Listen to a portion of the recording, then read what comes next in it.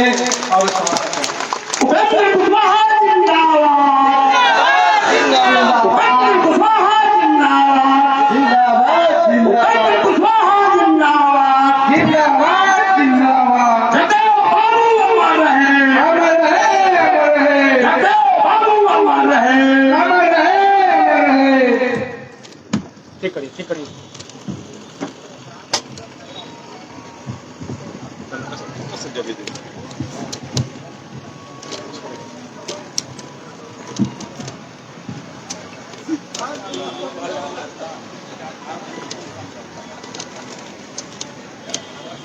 इस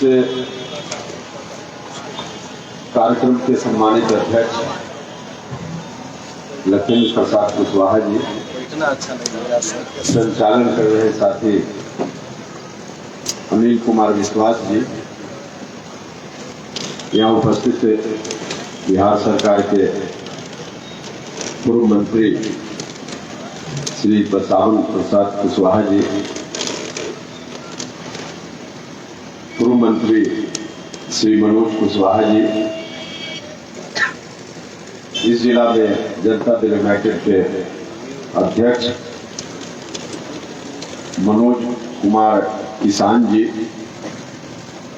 यहाँ उपस्थित मोहम्मद जमाल साहब, मदन चौधरी जी, डॉक्टर परवीन चंद्रा साहब, डॉक्टर दीपक कुमार जी, श्रीमती ललिता कुशवाहा जी, श्रीमती मालती कुशवाहा जी, मेरे साथ पटना से चलकर आए हुए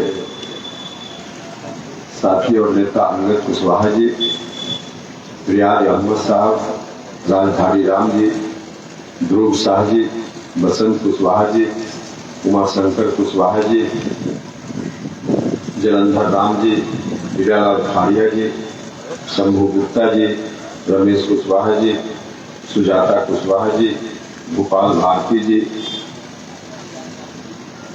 सही जगदो विचार मंच के सभी पदाधिकारी हैं, जिसमें नंदकिशोर कुशवाहा जी, वीरेंद्र कुशवाहा जी, ललन दयाल कुशवाहा जी, प्रदीप कुशवाहा जी, नंदलाल भगत जी, जितेंद्र भगत जी, उदय भगत जी, नंदकिशोर कुशवाहा जी, अजीत कुमार जी, से सम्मानित नेतागण और आप सब लोग जो इस कार्यक्रम में काफी देर से बैठे हैं, सभी लोगों की बातों को सुन रहे हैं, सम्मानित अभिभावकगण, भाइयों, मित्रों और मीडिया के बंधुओं, सबसे पहले जिस महामानव की स्मृति में इस कार्यक्रम का आयोजन हुआ है, अमर शहीद जगदेव बाबू, उनके चरणों में मैं अपनी ओर से, आप सब लोगों की ओर से श्रद्धा सुमन अर्पित करता हूँ, श्रद्धांजलि अर्पित करता हूँ।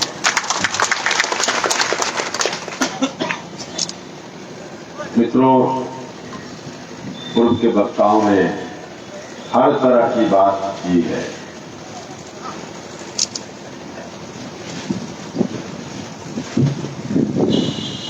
मालती जी सासाराम के इलाके से आती है, पता नहीं हाथ में क्या पहन लिया था, बस अवध बाबूटे तो उन्होंने उसका भी उल्लेख किया है। संभव है बसावन बाबू कि जिस तरह से चंदन आप कुर्ता में नहीं पहुंच सकते हैं, उस तरह से अगर कोई रास्ते में पहना दे तो पॉकेट में आदमी कैंची थोड़ी रखते रहता है कि काटे पे, कोई जगह पर पहुंचेगा तभी तो कैंची से काटेगा उनको।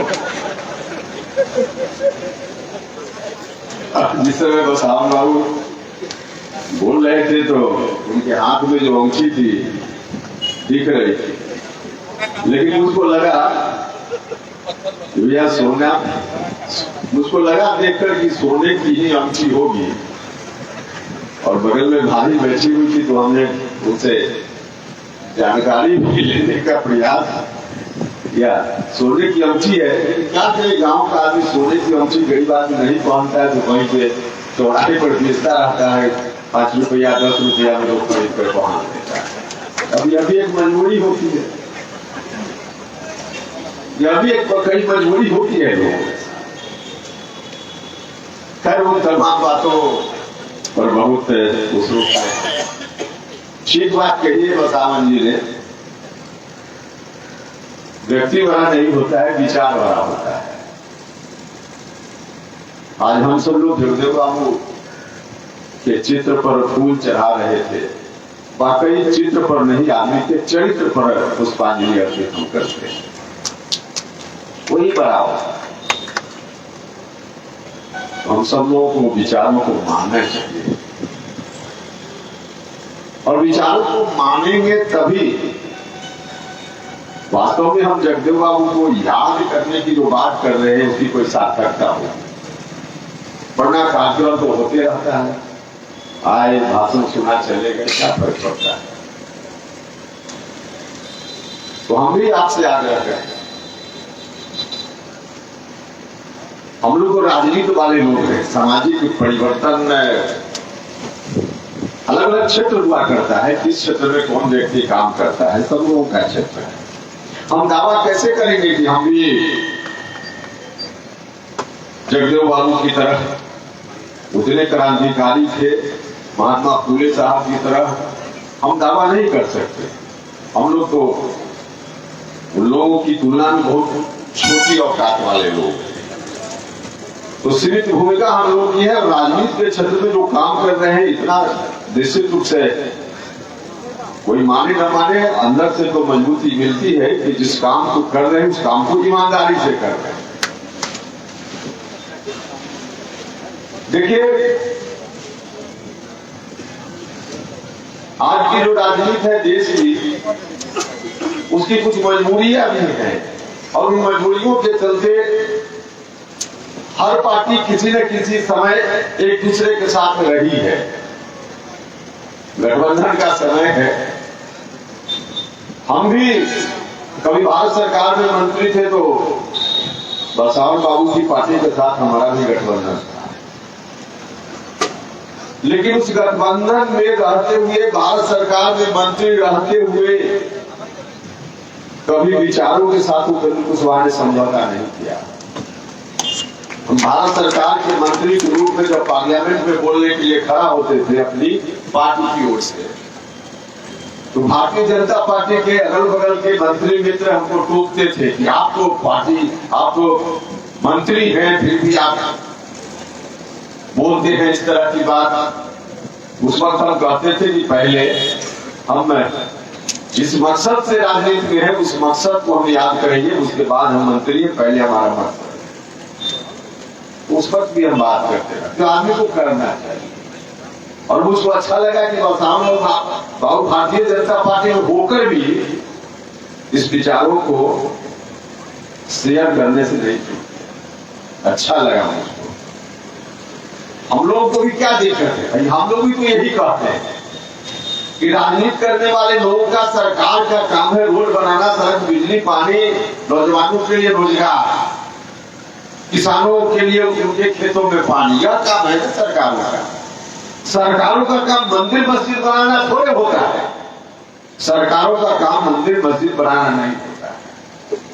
हम आपसे इस अवसर पर आग्रह करने आए हैं, आजकल जो नौजवान लोग हैं फेसबुक चलाते हैं और आंख बंद करके किसी जुलूस जलसा में शामिल हो जाते हैं, कृपा करके आंख खोल के आप शामिल होइए ना, जहां शामिल होना हो, आंख बंद करके मत शामिल होइए।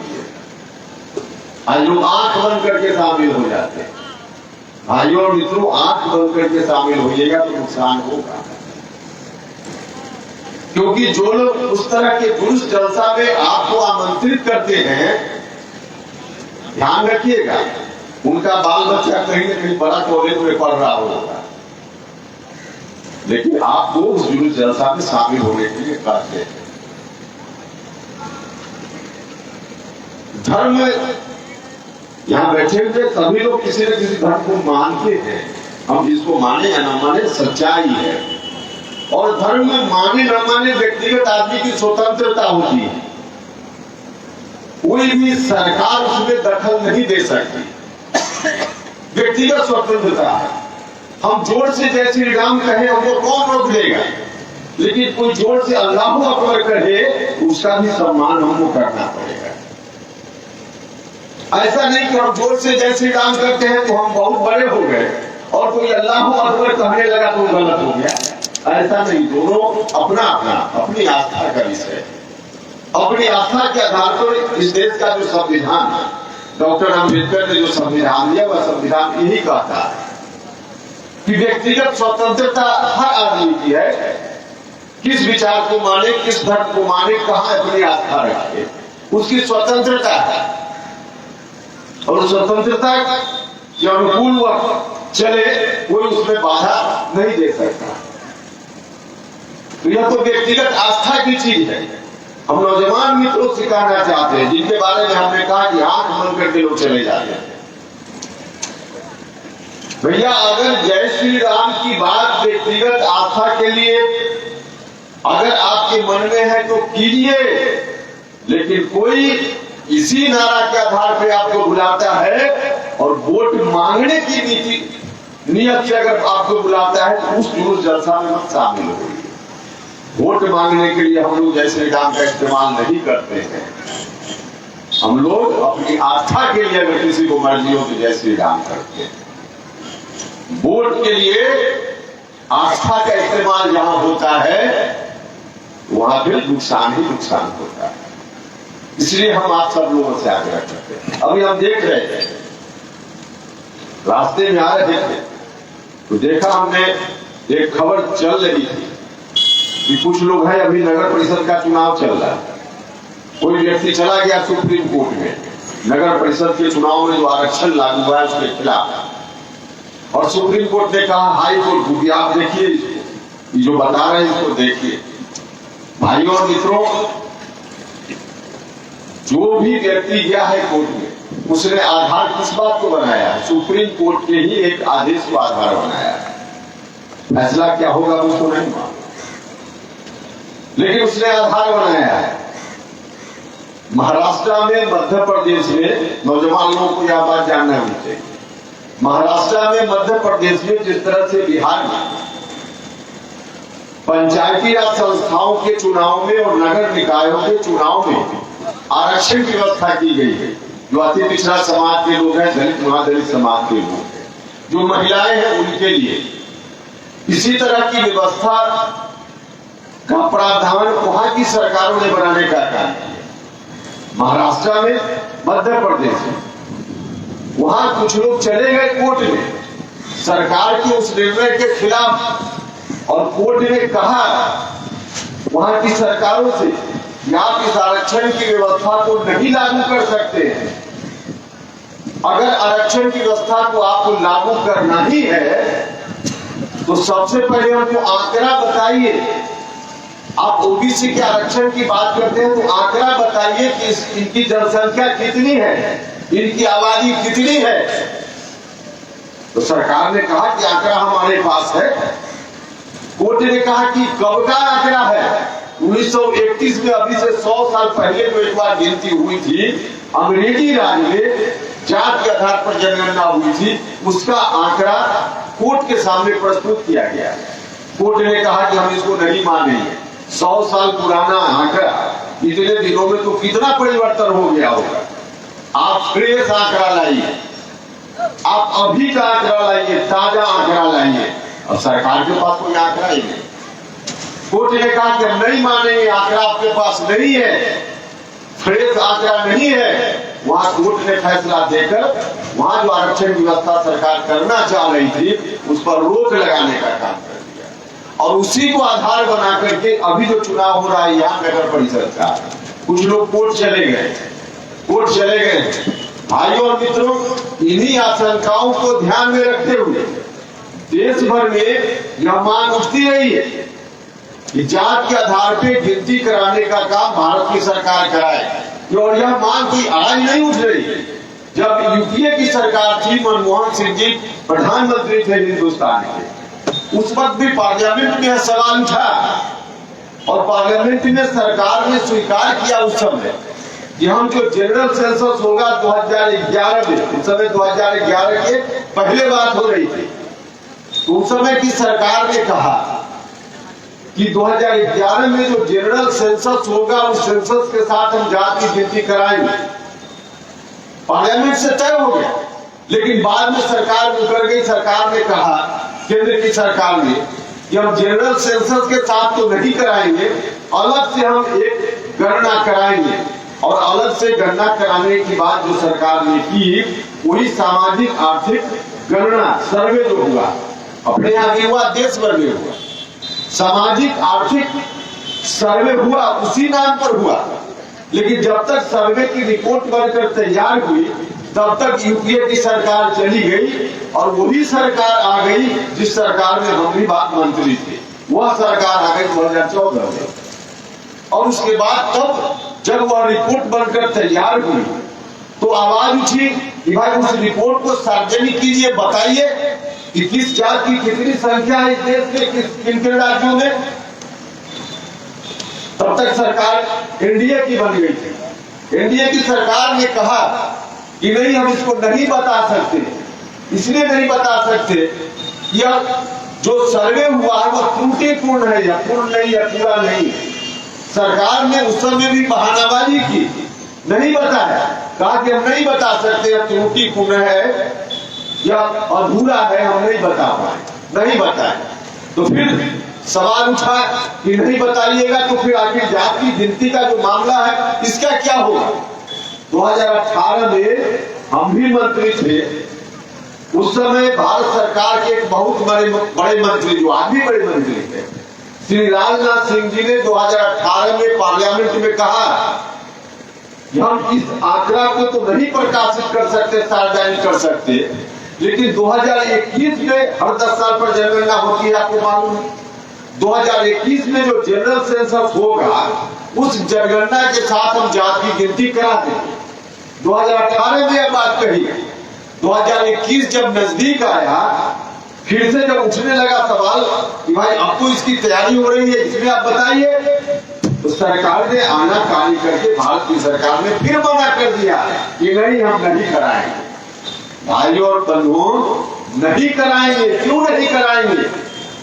आज की तारीख में यदि वास्तव में जो गरीब लोग हैं, शोषित लोग हैं, वंचित लोग हैं, पीड़ित हैं, चाहे किसी समाज के हो, उनको यदि न्याय दिलाना है, देना है, तो एक बार मुकम्मल तौर पे फ्रेश डाटा की जरूरत है कि किनकी क्या स्थिति है, किनकी कितनी संख्या है। एक बार नहीं, हमने तो उदाहरण के लिए कहा कि महाराष्ट्र और मध्य प्रदेश के मामले में कोर्ट ने कहा कि फ्रेश आंकड़ा, उसके पहले और बाद में एक बार नहीं, अनेक बार विभिन्न राज्यों के उच्च न्यायालयों में और कई बार सुप्रीम कोर्ट ने भी सरकारों से कहा है कि आप आंकड़ा बताइए, जात की गिनती क्या है, संख्या क्या है, बताइए। नहीं बताइएगा तो कठिनाई है। तो इतनी मांग उठने के बावजूद भारत की सरकार ने पार्लियामेंट में वादा करने के बाद भी, आश्वासन देने के बाद भी, जब बारी आई तो लोग मुकर गए कि नहीं कराएंगे, और साथ साथ कह दिया कि हम तो नहीं कराएंगे। कोई राज्य की सरकार चाहे तो करा सकती है। तो राज्य की सरकार ने तो बिहार में ईमानदारी बरती है, ईमानदारी बरती है। किसी भी राजनीतिक दल के लोग हैं, अगर हमारी बात में कोई गलती हो तो हम चैलेंज देते हैं। बिहार की सरकार ने अपना वादा निभाया। हालांकि वादा बिहार सरकार का नहीं था, भारत सरकार का, लेकिन जो दायित्व था, उस दायित्व के तहत बिहार की सरकार ने कहा कि ठीक है, हम कराएंगे। यद्यपि पढ़े लिखे लोगों को जानना चाहिए, जातीय जनगणना कराने का दायित्व संविधान के हिसाब से भारत सरकार के जिम्मे है। राज्य की सरकार करा भी रही है तो संवैधानिक बाध्यता उसको नहीं मिलेगी, संवैधानिक मान्यता उसको नहीं मिलेगी। बिहार की सरकार करा रही है, कोई राज्य की सरकार करा भी, लेकिन संविधान के अनुसार उसको मान्यता नहीं मिलेगी। संविधान के अनुसार मान्यता तो तब होती जब भारत की सरकार जाति गिनती कराए, लेकिन भारत की सरकार नहीं करा रही है। और जब नहीं करा रही है तो बिहार की सरकार करा रही है, ठीक है कि संवैधानिक मान्यता उसको नहीं होगी, लेकिन एक आंकड़ा तो मिल ही जाएगा। उस आंकड़ा के आधार पे कम से कम हमारा या आपका दिमाग तो खुल जाएगा ना, कम से कम सही चीज की जानकारी तो हो जाएगी ना। बहुत सारे लोगों को याद होगा, हम मंत्री पद से इस्तीफा दे दिए थे केंद्र में, लेकिन एमपी थे और उसके बाद जो सत्र चल रहा था उस सत्र में पार्लियामेंट में लोकसभा में उसी वक्त आया था 10% ईडब्ल्यूएस जो आर्थिक रूप से कमजोर लोग हैं, सामान्य जाति के लोग, उनके लिए आरक्षण की व्यवस्था के लिए बिल उसी समय आया था। और उस समय भी हम मेंबर पार्लियामेंट के रूप में उस बिल पर बोलते हुए हमने सवाल किया था सरकार, हमने कहा कि 10% जो आप कह रहे हैं किस आधार पर कह रहे हैं 10%, जरा हमको इसका जवाब तो दीजिए। 10% क्यों? 12%, 15% क्यों नहीं, या 8%, 7% क्यों नहीं? ये 10% कहां से आया? 8% भी हो सकता है, 12% भी हो सकता है, 10% क्यों? सरकार के पास कोई जवाब ही नहीं, जवाब ही नहीं। तो यदि जात की गिनती होती तो सरकार के पास यह आंकड़ा होता, तो किसी की सरकार वो कहती वहां खड़ी होकर कि भाई 10%, इसलिए जो आंकड़ा है उसके अनुसार 10% लोग आते हैं इसमें, तो सरकार के पास जवाब ही नहीं। तो कुल मिलाकर जो आज कानूनी स्थिति है, पता नहीं किस दिन जो आरक्षण की व्यवस्था नगर निकाय में चुनाव में, जो आरक्षण की व्यवस्था पंचायती राज संस्थाओं के चुनाव में, जो आरक्षण की व्यवस्था केंद्र सरकार और विभिन्न राज्यों की सरकारी नौकरियों में है, किस दिन कोर्ट के किसी फैसला से, क्योंकि कोर्ट को आधार मिल चुका है और कोर्ट ने कई बार कहा है कि आंकड़ा नहीं है आपके पास और वास्तव में आंकड़ा नहीं है, तो पता नहीं किस दिन कोर्ट में एडवांस फैसला आ जाए और तमाम आरक्षण की व्यवस्था रुक जाए। इस बात की आशंका पूरी है। और यदि किसी एक दिन किसी भी कोर्ट से फैसला आ गया तो जात की गिनती कराने का काम कोई महीना भर में नहीं संभव है, इसके लिए 1-2 साल समय चाहिए। इस बार को यदि करना है तो 1 साल का तो कम से कम समय चाहिए। तो यह जो आशंका है, इस आशंका का समाधान होना चाहिए कि नहीं होना चाहिए। भाइयों और मित्रों, तो बिहार की सरकार ने तो कराना शुरू किया है, भारत की सरकार अब भी नहीं करा रही है, तो जो आशंका है, और न्यायालय में इस तरह का फैसला तो आ ही सकता है, क्योंकि न्यायालय में क्या हो रहा है, थोड़ा वक्त और हम लेंगे, पढ़े लिखे नौजवानों को कम से कम जानना चाहिए। न्यायालय में जो खास करके उच्च न्यायालय, हाई कोर्ट और सुप्रीम कोर्ट, वहां किस तरह से लोग बैठे हुए हैं, कौन लोग बैठे हुए, न्यायाधीश के रूप में कौन लोग बैठे हुए। सुप्रीम कोर्ट और हाई कोर्ट में जजों की जो बहाली होती है, 2 मिनट समय लेंगे जरा जानने का काम करना चाहिए। भाइयों और मित्रों, एक आंगनवाड़ी सेविका की भी बहाली होती है, एक टीचर की बहाली होती है। 3 बहालियों की चर्चा हम इसलिए उदाहरण के रूप में करना चाहते हैं क्योंकि इस बहाली में तो गांव के लोग ही बैठकर तय करते हैं, पंचायतों के माध्यम से तय होता। तो गांव में जो सरकार के कार्यालय से जो बहालियां होती है वहां भी सिस्टम है, और गांव में जो बहाली आंगनवाड़ी सेविका इत्यादि की बहाली, सहायिका की बहाली होती है, उसमें भी कोई ना कोई सिस्टम है। बहाली के पहले जानकारी दी जाती है, नोटिस बोर्ड पर चिपका करके या अखबार में विज्ञापन दे करके या किसी न किसी रूप में जानकारी लोगों के बीच प्रकाशित की जाती है कि इतनी जगह पे इतने पोस्ट पर बहाल होना है, बहाली करनी है।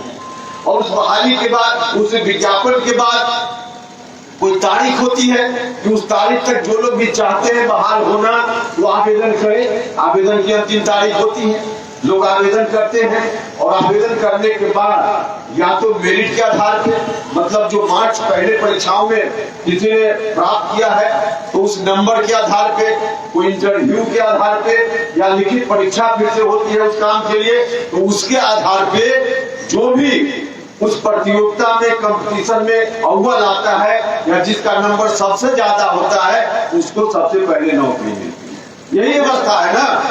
अगर कहीं कोई गड़बड़ी होती है, किसी भी कैंडिडेट को लगता है हमको 55% नंबर है हमारा और किसी का नंबर 50% था, उसको नौकरी मिल गई, हमको नौकरी नहीं मिली, तो सूचना के अधिकार के तहत लोगों को आज यह अधिकार है कि वह कार्यालय से जानकारी भी मांग सकता है। लोग मांगते हैं जानकारी, सूचना के अधिकार के तहत जानकारी लोगों को मिलती है और उस जानकारी के बाद अगर यह साबित होता है कि वास्तव में कम नंबर वाला को नौकरी मिल गई, ज्यादा नंबर वाला छट गया, तो फिर कोई ना कोई सरकार की व्यवस्था है कि ऊपर के किसी अधिकारी के यहाँ, किसी अथॉरिटी के यहाँ लोग जाकर उस निर्णय के खिलाफ अपील भी करते हैं। और उस अपील के बाद कई बार आप लोगों ने देखा होगा कि बहाली हुई, कोई व्यक्ति अपील करके चला गया, ऊपर से डिसीजन हुआ, जो पहले बहाल हुआ था वह छट गया, और जो किसी तरह से जिसके साथ इंजस्टिस हो गया था वह फिर से बहाल हो जाता है। होता है कि नहीं होता है? होता है।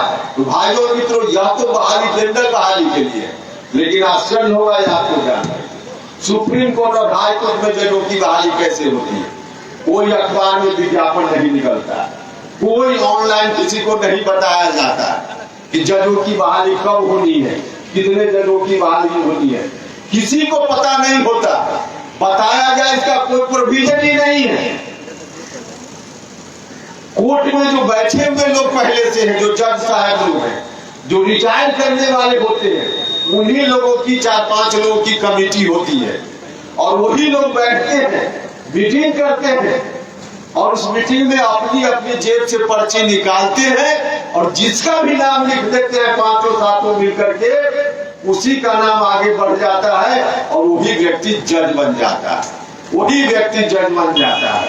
और जब बाद में अखबार में खबर आती है कि अमुक व्यक्ति पटना हाई कोर्ट का जज बन गया, आप चाहिएगा कि हम सूचना के अधिकार के तहत पूछे किसी से यह व्यक्ति कैसे जज बन गया, तो कोई सूचना के अधिकार के तहत आप नहीं मांग सकते, वहां मनाही है, नहीं मांग सकते हैं।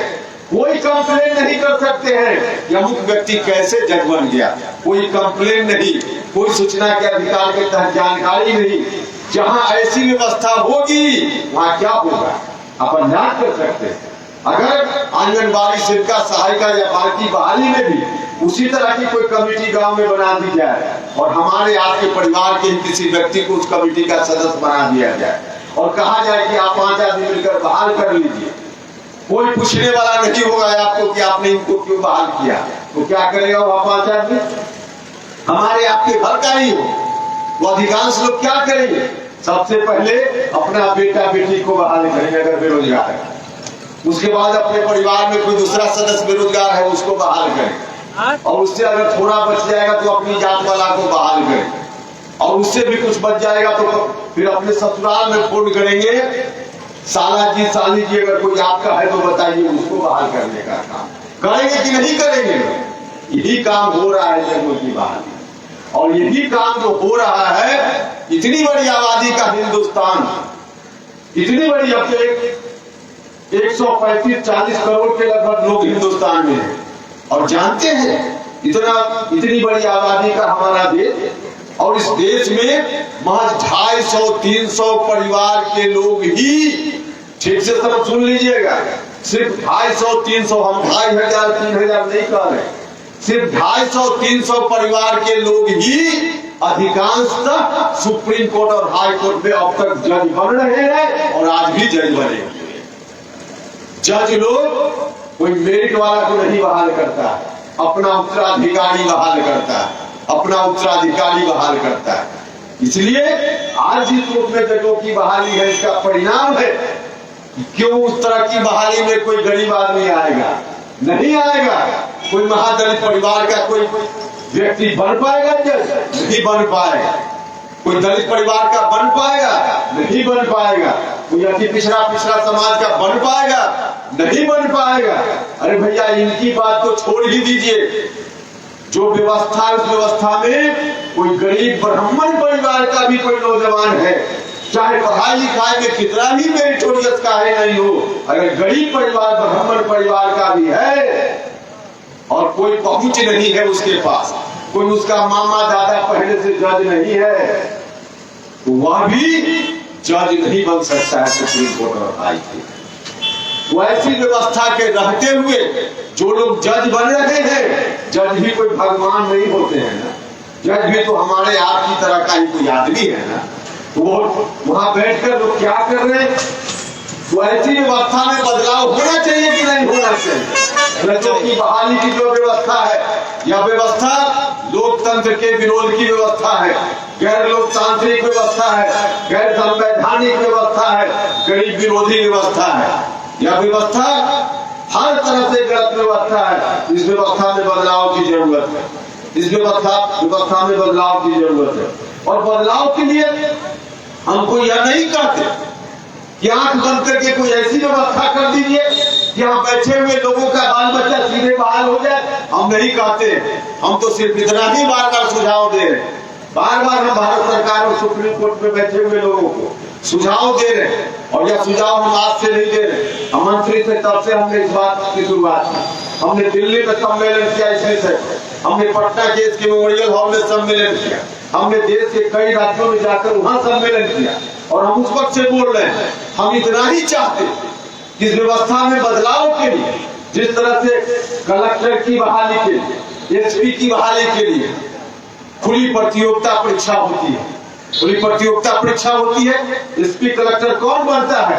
कई बार आप लोगों ने देखा होगा, जब यूपीएससी का रिजल्ट आता है तो कई बार अखबार में खबर छपती है कि कोई झाड़ू लगाकर अपना पेट पालने वाली महिला ने भी अपनी बेटी को, बेटा को इतना पढ़ा दिया कि वह भी यूपीएससी कंप्लीट कर गया, वहां से भी कलेक्टर लोग बन रहे हैं, वहां से भी कलेक्टर बन रहे हैं। तो हम तो यही कहते हैं कि जिस तरह से एसपी कलेक्टर की बहाली के लिए खुली प्रतियोगिता है, सुप्रीम कोर्ट और हाई कोर्ट में जजों की बहाली के लिए भी इसी तरह से खुली प्रतियोगिता का इंतजाम कर दीजिए। कोई भी विज्ञापन देखेगा, तैयारी करेगा, परीक्षा में बैठेगा, किसी जात का हो, किसी धर्म का हो, वह जज बनेगा। और तब जो जज बनेगा तो समाज के सभी वर्ग के लोगों का प्रतिनिधित्व वहां होगा। आज समाज के सभी वर्ग के लोगों का प्रतिनिधित्व नहीं है और ऐसी व्यवस्था के रहते हुए प्रतिनिधित्व हो भी नहीं सकता। आज नहीं होते हैं, नहीं होते हैं। और हम क्या करें? आंकड़ा है, कोई व्यक्ति देख सकता है। एक बार तो भारत के राष्ट्रपति जी, जो अभी महिला पर पहले विचार हुए राष्ट्रपति थे उसे, और उस वक्त उन्होंने कहा कि महिलाओं की संख्या नहीं है, वाकई महिलाओं की संख्या नहीं होती है, दलित, पिछड़ा, अति पिछड़ा, इनकी संख्या नहीं है, वास्तव में नहीं। ये काज कभी कभी अपवाद के लिए कोई सुप्रीम कोर्ट वगैरह में जज बन जाता, वरना जज नहीं बनते। तो हम चाहते हैं कि इस तरह की व्यवस्था में बदलाव हो। और जब तक ऐसी व्यवस्था रहेगी तो जिसकी हमने चर्चा की कि कोर्ट को लोग चले जाते हैं, देखिए कोर्ट में बैठे हुए लोगों को कुछ नहीं लगता, उनको जनता के बीच आकर के वोट नहीं मांगना है। एक बार बन गए तो बन गए। अगर कोई गड़बड़ी होती है, कोई गड़बड़ी होती है तो जो राजनीति करने वाले लोग हैं, मंत्री हैं, प्रधानमंत्री हो, मंत्री हो, उनको तो थोड़ा डर भी होता है कि फिर जनता के बीच वोट मांगने जाना है। कोई काम को लेकर जनता के बीच से संघर्ष होता है, आंदोलन होता है, आंदोलन के बाद बात जाती है सरकार तक, तो सरकार तो कई बार दबाव में भी मान लेती है और पार्लियामेंट से भी वह कानून बन जाता है। लेकिन इतना संघर्ष के बाद कोई कानून बनता है गरीबों के हित में, जनता के हित में, कोई एक व्यक्ति उठता है और कोर्ट में चला जाता है और सुप्रीम कोर्ट में इसी तरह से बहाल हुए जज साहब ये कदम चलाते हैं और सारा का सारा आंदोलन खत्म हो जाता है, जनता का हक मारा जाता है। इसलिए ऐसी व्यवस्था के रहते हुए हमको पूरी आशंका है, यह जो व्यवस्था है आरक्षण की, यह जो आपको मिला है, आपको जो हिस्सेदारी मिली हुई है विभिन्न स्तरों पे, यह हिस्सेदारी किसी दिन कोर्ट में बैठे हुए उस व्यक्ति के कारण एक कलम से तमाम व्यवस्था समाप्त हो जा सकती है, समाप्त हो जा सकती है। इसलिए हम आप सब लोगों से आग्रह करने आए कि इस पर मन मिजाज बनाना चाहिए, वातावरण बनाने की जरूरत है, वातावरण बनाने की जरूरत है। और यह दायित्व भारत सरकार का बनता है। हम आज नहीं, जब विरोध में है तब नहीं बोल रहे, हम भारत सरकार में मंत्री रहते हुए भी हम यह बात बोल रहे थे, हम आज भी बोल रहे। भारत सरकार की जवाबदेही है, सिर्फ कहने से काम नहीं चलेगा कि हम प्रधानमंत्री हैं और पिछड़ा समाज से आते हैं। भैया पिछड़ा समाज से आते हैं लेकिन पिछड़ों की हकमारी हो रही, दलितों की हकमारी हो रही, उस हकमारी को रोकने का काम आप नहीं कीजिएगा। जगदेव बाबू के समर्थक आपको पिछड़ा समाज का नहीं माने, नहीं माने। और नहीं मानना चाहिए। सिर्फ जात होने से कोई जगदेव बाबू के विचार के अनुकूल काम करने वाला नहीं होता। कोई हमारी जात का ही कोई व्यक्ति है, चला जाए बड़ी से बड़ी कुर्सी पर और हमारे तमाम विचारों के खिलाफ, जगदेव बाबू के विचारों के खिलाफ, जगदीश कर्पूरी ठाकुर जी के विचारों के खिलाफ, डॉक्टर अंबेडकर के विचारों के खिलाफ काम करे, वह हमारा आदमी नहीं है। हमारा आदमी तो वह है जो इनके विचारों के लिए काम करे, वह चाहे किसी जात का हो, किसी धर्म का हो। महात्मा फूले साहब ने कहा जो तुम आंदोलन करते हो, उस आंदोलन में जो तुम्हारा साथ देता है उसकी जात मत देखना, उसकी जात मत देखना। जो तुम्हारा साथ देता है वह तुम्हारी जात वाला नहीं भी है, वही तुम्हारा अपना आदमी है, वही तुम्हारा अपना आदमी है। और जो तुम्हारा विरोध करता है, भले अपनी जात का है, लेकिन वह तुम्हारा आदमी नहीं है। तुम्हारा आदमी तो वह है जो तुम्हारे विचारों के अनुकूल, तुम्हारे पूर्वजों के विचारों को आगे बढ़ाने का जो अभियान है, उस अभियान में जो हमारे साथ खड़ा है वह हमारा आदमी है। जो हमारे साथ नहीं खड़ा है वो हमारा आदमी नहीं है। तो यही आप सब लोगों से आग्रह करने हैं कि आपको भी पहचानना पड़ेगा, आपको भी फर्क करना पड़ेगा। नौजवान मित्रों, आंख बंद करके जुलूस में मत शामिल होइए, आंख बंद करके मत शामिल होइए। सोचिए कि हम जो जहां शामिल हो रहे हैं वो हमारे भविष्य का क्या होगा, हमारे भविष्य का क्या होगा। सोचिए और सोच करके तब निर्णय लेने का काम कीजिए। आपको आपका अपना आदमी कौन और आपका दूसरा आदमी कौन, इसकी एक परख की कसौटी की बात हमने बताई है। उसके आधार पर लोगों को जांचिए और जो आपके पूर्वजों के विचारों को आगे बढ़ाए, मौका मिले तो उसको इंप्लीमेंट करने का काम करे, उसके साथ आप खड़ा होइए। और सीधे कोई जात का है, अगर उसको मान करके सीधे लग जाइएगा तो फिर जिस तरह से चल रही है चीजें नहीं बदलेगी, नहीं बदलेगी। इसलिए आप सब लोगों से हाथ जोड़कर एक प्रार्थना है कि सब लोग मिलकर के चीजों को समझिए। मौका बार बार नहीं मिलता, बार बार नहीं मिलता। परिस्थिति बनती है कभी तो मौका मिलता है। इसलिए जब भी कोई अवसर मिले, मौका मिले, तो उस अवसर को निश्चित रूप से बुद्धि विवेक से सोचिए और उसके अनुकूल उस अवसर का लाभ उठाइए। तो यही आप सब लोगों से आग्रह है। आपने अच्छा कार्यक्रम किया है, अच्छा कार्यक्रम किया है, लेकिन तमाम मित्रों ने जो कार्यक्रम किया, इनके कार्यक्रम की सार्थकता तभी होगी जब मन से, मानसिक रूप से आप चीजों को समझिएगा, तभी जाकर इसका कोई अर्थ होगा। और उसके अनुकूल एक्ट कीजिएगा, काम कीजिएगा, तब जाकर बात बनेगी। यही आग्रह है आप सब लोगों से, इन तमाम बातों को अपने दिमाग में रखते हुए और तब आगे बढ़िए। हम सब लोग आपके साथ हैं और जितनी ताकत हम लोग को आप दीजिएगा, उस ताकत का इस्तेमाल तो हम लोग जहाँ भी रहते हैं आपके हित में करते ही रहते हैं, तो करते रहेंगे। यही आग्रह आप सब लोगों से करने के लिए आए थे। जगदेव बाबू के चरणों में मैं श्रद्धा सुमन अर्पित करता हूँ। और जो आयोजक मित्र हैं, जिन लोगों ने इतना अच्छा कार्यक्रम किया, इनका भी हृदय से धन्यवाद करता हूँ। और आप सब लोग जो कई गांव से यहाँ आकर उपस्थित हैं, अब हम लोगों की बातों को इतनी गंभीरता पूर्वक आपने सुनने का काम किया, मुझको पक्का भरोसा भी है कि न सिर्फ आपने सुना है बल्कि उसके अनुकूल आचरण व्यवहार भी कीजिएगा। मैं आपके प्रति भी बहुत बहुत आभार प्रकट करता हूँ और अपनी बात समाप्त करता हूँ।